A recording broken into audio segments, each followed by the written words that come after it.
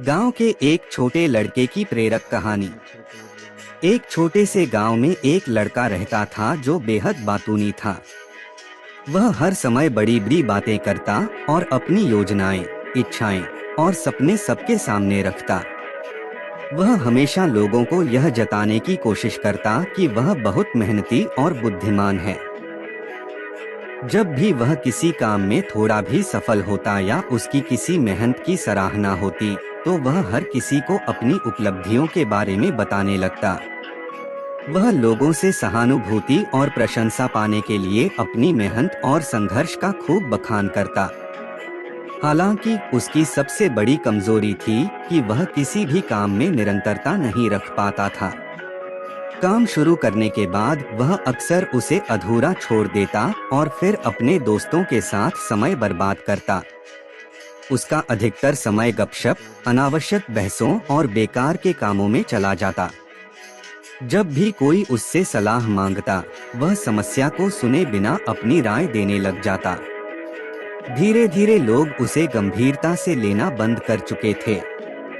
समस्या का एहसास और बदलाव की शुरुआत।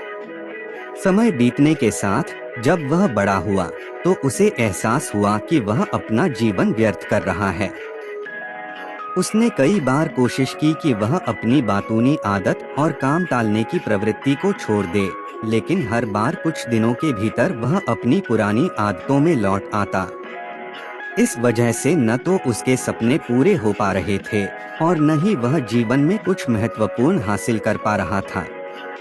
एक दिन उसके एक मित्र ने उसे एक बुद्धिमान और ज्ञानी महात्मा के बारे में बताया।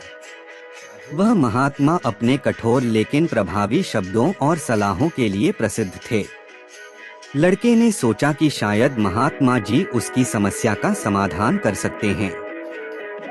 अगली सुबह वह महात्मा जी के पास गया। महात्मा जी का ज्ञान। महात्मा जी ने उसकी पूरी बात ध्यान से सुनी। लड़के ने अपनी समस्या के हर पहलू को उनके सामने रखा। उसकी बातें करने की आदत, दूसरों को खुश करने का प्रयास और अपनी मेहनत व असफलताओं को लोगों के सामने रखने का स्वभाव। महात्मा जी ने शांत स्वर में कहा, अगर तुम अपनी जुबान और समय पर नियंत्रण नहीं रखोगे, तो तुम्हें अपने जीवन में कुछ बड़ा हासिल करने के लिए कई गुना अधिक समय लगेगा। जीवन छोटा है और इस छोटे जीवन में तुम्हारी जवानी के कुछ साल सबसे कीमती हैं। अगर तुम सच में जीवन में बड़ा बनना चाहते हो, तो तुम्हें कुछ समय के लिए इस दुनिया से गायब होना पड़ेगा।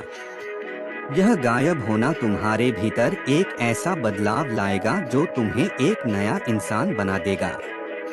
महात्मा जी ने फिर समझाया कि यह प्रक्रिया 5 महत्वपूर्ण चरणों में पूरी होगी। पहला चरण, अपनी जुबान पर नियंत्रण रखना।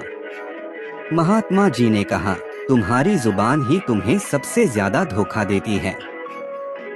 अपनी सफलता, मेहनत और योजनाओं के बारे में कभी भी दूसरों से ज्यादा बात मत करो। लोग तुम्हारी सफलता से नफरत करते हैं, भले ही वे इसे कभी स्वीकार न करें। इसलिए अपनी योजनाओं और उपलब्धियों को छिपाकर रखो। जब लोग पूछें कि तुम क्या कर रहे हो, तो केवल इतना कहो, कुछ खास नहीं। रहस्यमयी बनो और अपनी प्रगति को केवल अपने तक सीमित रखो। दूसरा चरण, खुद पर ध्यान केंद्रित करना।